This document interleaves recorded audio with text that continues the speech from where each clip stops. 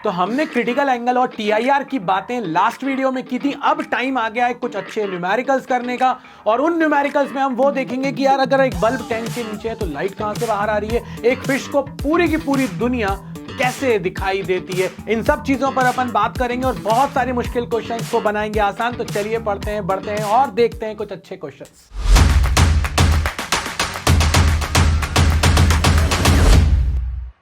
तो सबसे पहला केस हमारे पास आता है कि अगर एक फिश बाहर की दुनिया को देख रही है तो उसको कैसा दिखाई देगा। ऑब्वियसली यार अगर ये फिश है हमारे पास तो ये डेंसर मीडियम में होगी, अंदर यहां पर ये डेंसर मीडियम है, और हम बाहर से देख रहे हैं तो ये जो मीडियम है ये रेयरर मीडियम है। अब अगर डेंसर मीडियम से रेयरर मीडियम में आ रही है, ऑब्वियसली यहां पर एक चीज नोट करने वाली है कि अगर मैं यहां पर देखूं, मैंने जानबूझकर यहां पर जो एरोज बना के रखे हैं वो उल्टे बना के रखे कि अगर हम देखें डेंसर मीडियम से जो रेज बाहर की तरफ आती हैं वो मैक्सिमम कितने एंगल पर आ सकती हैं? क्रिटिकल एंगल पर। क्योंकि अगर आपने क्रिटिकल एंगल से ज्यादा एंगल कर दिया तो वो जो रे है वो वापस उसी मीडियम में वापस चली जाएगी। ऐसा ही होगा। इसका मतलब है कि इसका वाइसा वर्सा भी वैलिड है। वाइसा वर्सा कैसे वैलिड है? इसका मतलब यह है कि अगर रे इस डायरेक्शन में वापस आई, मतलब कि अगर कोई रे सरफेस के अलोंग आई तो वो जब अंदर आएगी तो वो कितने एंगल पर अंदर आएगी? क्रिटिकल एंगल पर अंदर आएगी। ये देखने वाली बात है, फिर से समझो अच्छे से। अगर क्रिटिकल एंगल पर जाने वाली रे सरफेस के अलोंग जाएगी तो जो सरफेस के अलोंग आएगी वो अंदर भी कितने एंगल पर आएगी? क्रिटिकल एंगल पर अंदर आएगी। और अगर ये जो दोनों रेज हैं जो साइड से आ रही हैं ये क्रिटिकल एंगल पर अंदर आ रही हैं तो पूरी की पूरी दुनिया से आने वाली रेज जो है वो इस कोन के अंदर ही आएंगी। क्यों? क्योंकि इससे ज्यादा एंगल हॉरिजॉन्टल रे से ज्यादा और क्या करोगे, फिर तो अंदर ही घुस जाओगे आप। तो इसीलिए सरफेस, अगर ये पूरी दुनिया देखनी है आपको, अगर ये पूरी दुनिया देखनी है तो ये हॉरिजॉन्टल से चलने वाली यहां से रे और यहां से जो रेज हैं वो अंदर आनी चाहिए। और वो कितने एंगल पर आ रही हैं? क्रिटिकल एंगल पर आ रही हैं। तो चनाचोर गरम जब आपने खाया होगा तो जो बंदे ने कोन बनाया था ना, वो जो कोन है उसके बॉटम में आप मान लीजिए कि फिश है, और वो जो कोन है उस पूरे के पूरे कोन में एक फिश को बाहर की पूरी दुनिया दिखाई दे रही है। तो ये कॉन्सेप्ट है। अब हमसे ये कहा जाता है कि यार एक बात बताओ, ये जो आपने सर्कल यहां बनाया है ना, इसका एरिया निकाल कर दो। तो एरिया निकालने के लिए अब आपको चलना पड़ेगा बाबा जी के बूटी सेक्शन में। सबसे पहले तो एरिया निकालने के लिए चाहिए क्या? बिल्कुल दिमाग बिल्कुल ठंडा रखो, खाली रखो दिमाग को। आप ठंडे दिमाग से सोचोगे तो आंसर आपके पास है। बाबा जी की आपको जरूरत ही नहीं थी, बस बाबा जी तो रास्ता दिखा रहे हैं आपको कि यार अगर एरिया चाहिए तो रेडियस निकालनी, क्योंकि सर्कल है। सर्कल का अगर ये वाले सर्कल का अगर आपको निकालना है एरिया, इस पूरे सर्कल का एरिया चाहिए तो उसके लिए रेडियस चाहिए। तो सबसे पहले तो रेडियस के लिए आप क्या करो, एक ट्राइंगल को ढूंढो। मुझे तो दिख गया। कैसे दिखा? देखो गौर से, ये एक ट्राइंगल दिख रहा है मुझे, ये वाला ट्राइंगल। इस ट्राइंगल का यूज करके मैं यहां पर रेडियस कैलकुलेट कर सकता हूं। ठीक है, एक चीज तो समझ में आ गई। दूसरी चीज, जब आप उसको यूज करोगे इस ट्राइंगल को, तो देखो आपको डेप्थ पता होगी कि फिश कितनी डेप्थ पर है, और रेडियस पता होगी। तो और ये एंगल जो है, जिस एंगल पर रे अंदर घुस रही है या जिस एंगल से बाहर जा सकती है वो क्रिटिकल है, तो अल्टरनेट इंटीरियर एंगल के कारण ये भी क्रिटिकल हो जाएगा।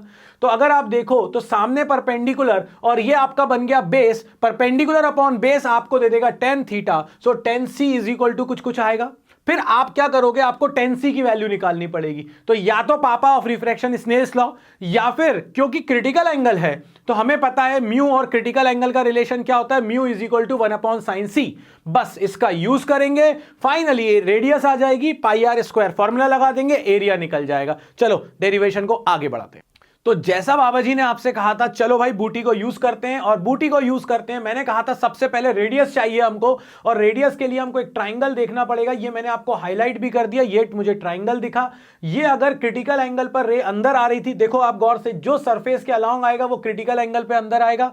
और अगर ये क्रिटिकल एंगल है तो ऑब्वियसली ये वाला भी ऑल्टरनेट इंटीरियर एंगल के कारण, ये वही लाइन है के कारण ये भी क्रिटिकल हो गया। अब इस ट्राइंगल में ये है परपेंडिकुलर आपके पास, मतलब आर हो गया परपेंडिकुलर, और हाइट आपको पता होगी, ये वाला सेक्शन तो आपको पता नहीं है, तो ये हो गया h। तो आपके पास आ गया tan c r/h is equal to tan c। क्यों? क्योंकि tan theta is equal to perpendicular upon base. अब जैसे ही tan थीटा आया, या तो स्नेल्स लॉ लगा के छोटा सा 2 लाइन का डेरिवेशन कर लो क्रिटिकल एंगल का, और नहीं तो तुम्हें यह पता है कि mu is equal to 1/sin c, पिछले वीडियो में अपन ने किया है। अगर ये हम देखें तो यहां से मेरे पास sin c is equal to आ जाएगा 1/μ। अब sin c की वैल्यू आ गई, tan c चाहिए, ट्रिग्नोमेट्री। बायो वालों डरने की जरूरत नहीं है, ट्रिग्नोमेट्री का बेसिक वाला चीज लगाना है, पाइथागोरस थ्योरम। मतलब कोई अगर अपन को मार मार के नींद में भी उठा के बोले ना पाइथागोरस सुना दे तो अपन सुना देंगे यार, ठीक है। सो 1/μ ये हो गया परपेंडिकुलर अपॉन हाइपोटेन्यूज, तो बेस आ जाएगा पाइथागोरस थ्योरम से कितना, mu square is equal to 1 का स्क्वायर प्लस बेस का स्क्वायर ये। और अगर इसके अकॉर्डिंग देखें तो mu square minus 1 is equal to b square, तो बी आ जाएगा under root mu square minus 1, ये आ गया। अब जैसे ही आपके पास आ गया बेस, ठीक है, अब आप tan थीटा कैसे निकालोगे, परपेंडिकुलर अपॉन बेस 1/अंडर रूट म्यू स्क्वायर माइनस 1। जैसे ही आपके पास tan c निकल कर आ गया, इक्वेशन 1 दिखी बेहतरीन तरीके से। क्रिटिकल एंगल पता होता तो डायरेक्ट यहीं से हो गया था काम, बट नहीं पता था, म्यू के टर्म्स में आंसर चाहिए था, तो tan c is equal to 1/अंडर रूट म्यू स्क्वायर माइनस 1। इस tan c को उठाओ और इक्वेशन नंबर 1 में रख दो। So r by h is equal to हो जाएगा 1/अंडर रूट म्यू स्क्वायर माइनस 1। अब r बाय h ये, tan c की वैल्यू ये रख दी, इससे r की वैल्यू आ जाएगी, h चला गया इधर, ये देखो h is here. So small r is equal to capital H under root mu square minus 1. जैसे ही आपके पास स्मॉल r की वैल्यू आई, एरिया निकालना था गुरु, लास्ट वाली बूटी लगा लो। तो जब हम इस r का स्क्वायर करेंगे तो h का तो यहां पर आ गया स्क्वायर, और म्यू स्क्वायर माइनस 1 का रूट था तो स्क्वायर करने पे रूट हो गया गायब, आंसर आ गया पाई h square upon mu square minus 1। तो ये हो गई आपके पास खत्म कहानी फिश और आउटर वर्ल्ड की, कि कैसे देखने वाली है एक फिश। आपको हाइट पता कर सकते हो, आप उसकी रेडियस निकाल सकते हो, आप एरिया निकाल सकते हो। अगर कोई आपसे कहे कि उसको ये पूरा का पूरा एक कोन में दिखाई दे रहा है, उस कोन के वर्टाइसिस का ये वाला एंगल कितना होगा, तो critical angle plus critical angle, दोनों क्रिटिकल एंगल का सम, यानी कि ट्वाइस ऑफ क्रिटिकल एंगल आपका आंसर हो जाएगा। मैंने आपको ये बहुत आसानी से समझा दिया। एक और केस जानबूझ के, चाहता तो अलग से वीडियो बनाता, बट देखो चुटकियों में इसको कैसे कर रहा हूं। अगर यही क्वेश्चन आ जाए और आपसे ये कहा जाए कि फिश की जगह पर यहां बल्ब है और एक टैंक के अंदर है, और आपसे कहा जाए कि इस टैंक के अंदर जो बल्ब है उससे जो लाइट बाहर आएगी वो किस एरिया के सर्कल से बाहर आ रही है, तो ऑब्वियसली यहां से जो लाइट चलेगी आपके पास, ये लाइट ऑब्वियसली यहां क्रिटिकल एंगल पर इंसिडेंट होगी और फिर यहां बाहर आएगी। सेम डिट्टो प्रॉब्लम है इस केस में भी। आप जब सॉल्व करेंगे, फिश वाली प्रॉब्लम ही है, रेडियस आपके पास आ जाएगी h upon under the root of mu square minus 1, और जब एरिया आप निकालेंगे तो वो एरिया आ जाएगा पाई h square upon mu square minus 1। That's it, कुछ सोचने की जरूरत नहीं है। आप यहां बल्ब लगा लो, चाहे आप यहां फिश को दिखा दो, या फिर अगर कोई बोले कि एक डाइवर था, अंडर वाटर डाइवर, वो अंडर वाटर डाइवर यहां पर है, उसको बाहर की दुनिया कितने में दिख रही है, तो फिश की जगह पर डाइवर आ गया। यार क्यों टेंशन लेने का है, अपन को कॉन्सेप्ट सीखने का है, चीजें इतनी सी अपने आप हो जाएंगी। तो ये तो कहानी हो गई आपके पास किस चीज से रिलेटेड, ये कहानी हो गई है आपके पास फिश और वर्ल्ड से रिलेटेड। अब कुछ और अच्छे क्वेश्चंस को देखते हैं, चलिए बढ़ते। हाँ, ये है आपका अगला क्वेश्चन। आपसे कहा गया 3 रेज हैं, रेड, ग्रीन एंड ब्लू। ये तीनों रेज एक प्रिज्म में इंसिडेंट हो रही हैं, ये 45 डिग्री इसका एंगल है, ठीक है। अब आपसे ये कहा गया कि इन तीनों के लिए रिफ्रैक्टिव इंडेक्सेस जो हैं वो ये दिए हुए हैं, ये रेड के लिए है, ये ग्रीन के लिए है और ये ब्लू के लिए, ठीक है। आपसे ये कहा गया आउट ऑफ 3 कलर्स विच रे will emerge out from the face AC। ये वाली फेस जो है आपके पास, ये A है and this is C and this is B।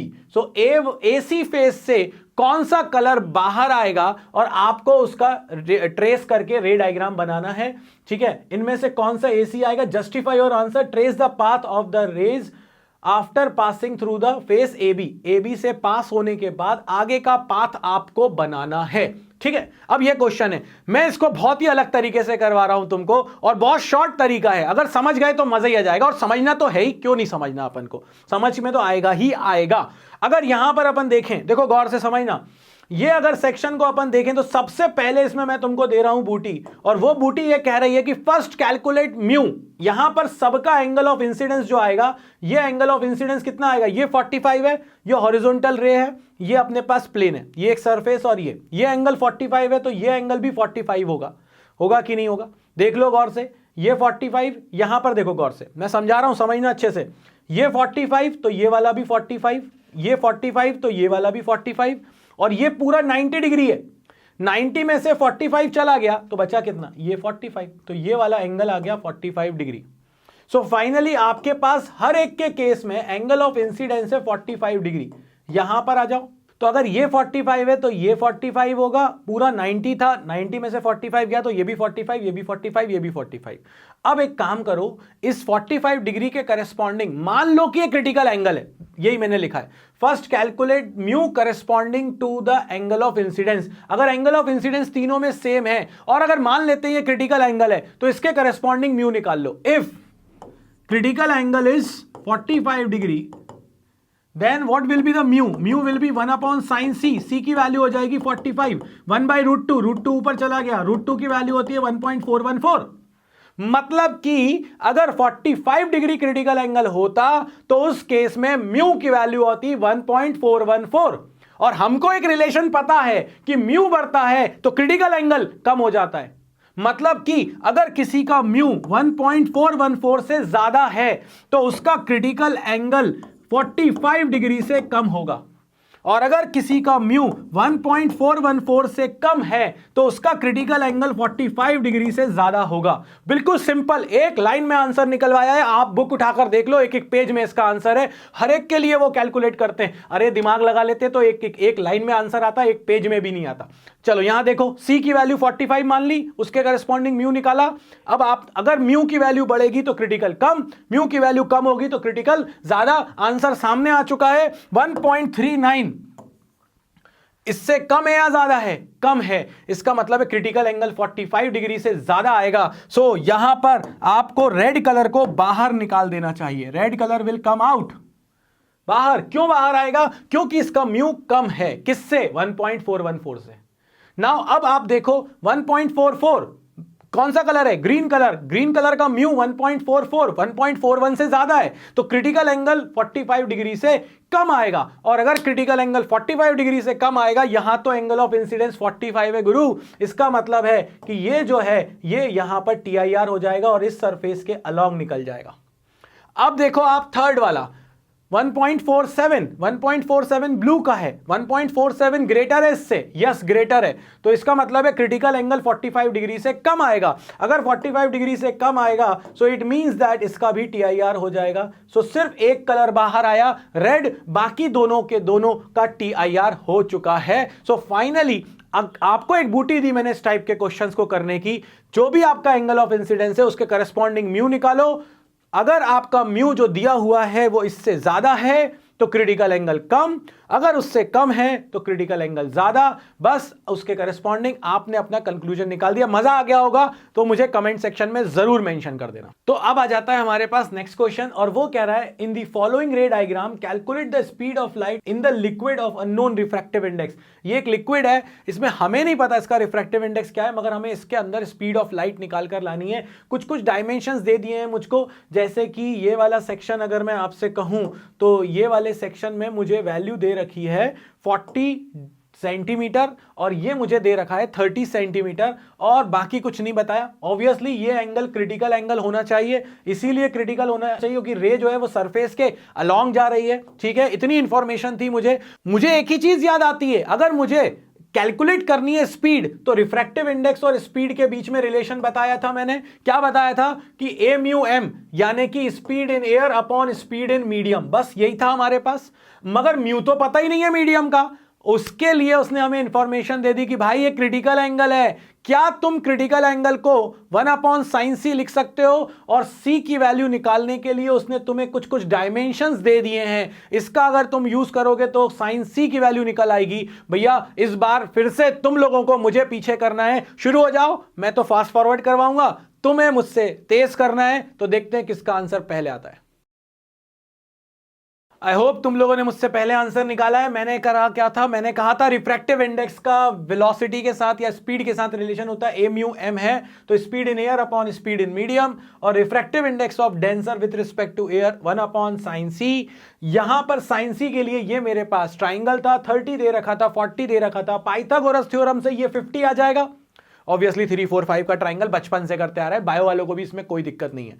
अब जैसे ही आया साइन सी की वैल्यू हो जाएगी परपेंडिकुलर विच इज 30, यहां पर देखो गौर से, ये 30 है और हाइपोटेन्यूज है 50, सो ये हो जाएगा 30/50।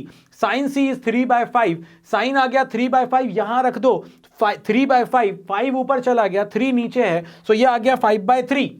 अब एम एम की वैल्यू आ गई 5/3, जैसे ही एम यू एम है 5/3, वी ए की वैल्यू है 3 × 10⁸, वी एम की वैल्यू आपको निकालनी है, क्रॉस मल्टीप्लाई कर दो, यहां पर 9/5 हो जाएगा वी एम, 1.8 × 10⁸ मीटर पर सेकेंड। होपफुली तुमने मुझसे पहले सॉल्व कर लिया होगा और ऐसे क्वेश्चंस आए हुए हैं आपके एग्जाम्स में, और मजा आ रहा होगा तुमको भी करने में, मुझे पढ़ाने में बहुत मजा आ रहा है।